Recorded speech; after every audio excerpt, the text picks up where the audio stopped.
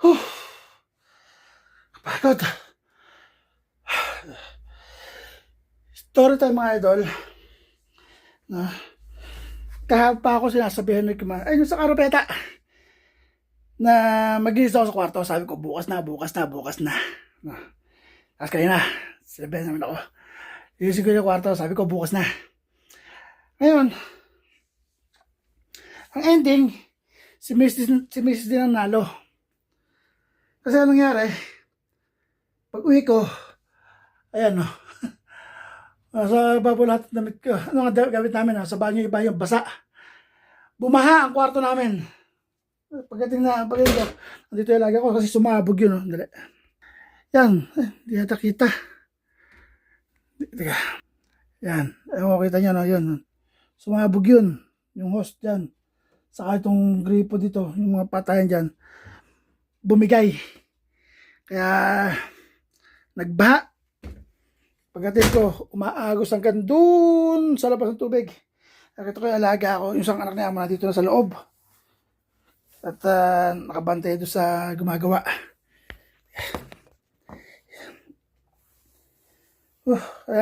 Ito, kakausap ko lang nito mga rep namin sa kayong mga gamit. Kasi ninino ko talaga yung ilalim, mga ilalim, basa-basa. Tapusin ko lang to. Problema, bukas, magpapatiyo pa kami ng ibang damit. Ibang sa gamit, nasa sila ilalim ng higaan.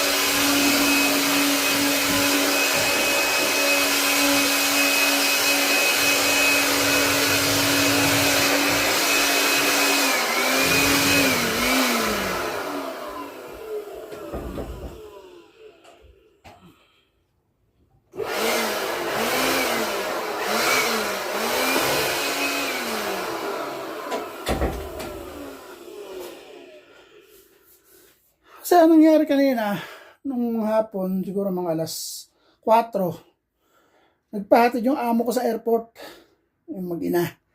Tapos sabi, sunduin ko rin doon sa, yung anak na trabaho niya, diretso raw ako. Kaya nakauwi kami, ano na, mga 6:30, mag-alas 7. Ayun ako. Pambahan dito, kaya pala tumawag yung amo ko, nasan daw ako. Hindi naman sinabi sa akin.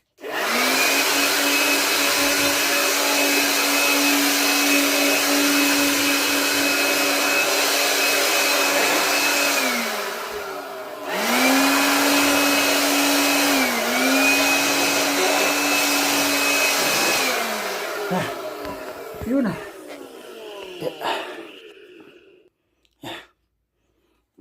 Diba? Pambaharo yan, sabi ni Commander. Maagos ang ganito sa labas. Ay, hirap ng ganito. Nanalo rin si Commander. Napaglinis din ang kwarto. Mommy is always right.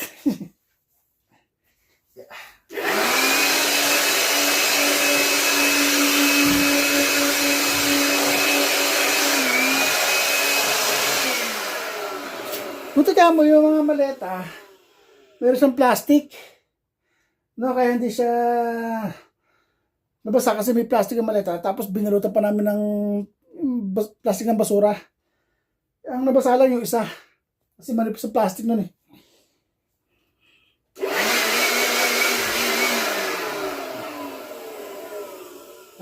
Mamaya, liligpitin namin ito mamaya. Init. Init ng ganito.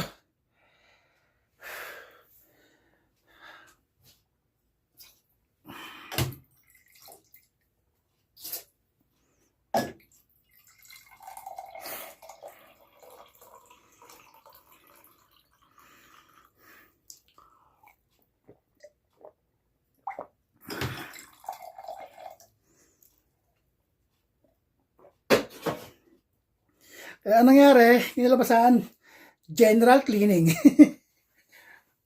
Ayun ako.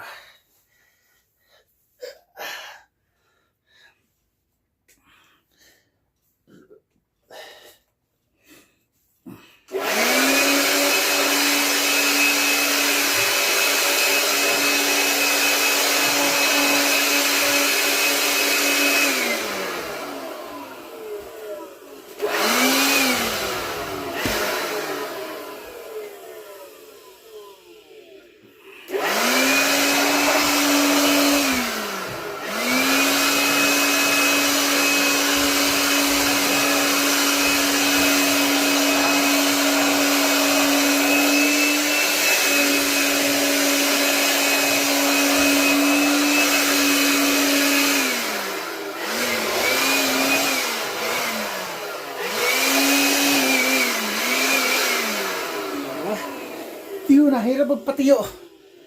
Sabi ni Commander, basang-basado itong loob. Yun po.